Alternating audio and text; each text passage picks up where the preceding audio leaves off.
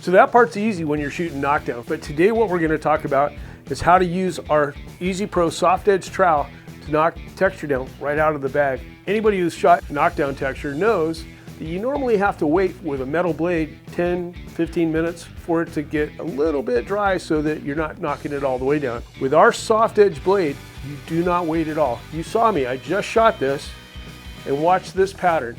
Now I'm using fingertip pressure, but look at that pattern. And the thing that makes that work so well is I can bend the tips up just a little bit, because if they were bent down, let's bend one down and see what happens.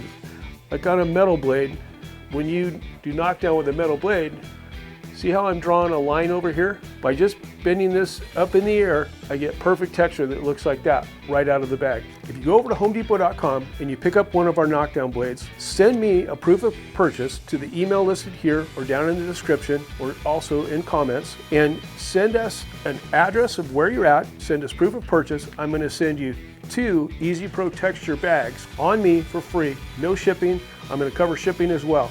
So please, if you'd like to get an Easy Pro texture knockdown blade, go over to homedepot.com and get 2 free bags of texture.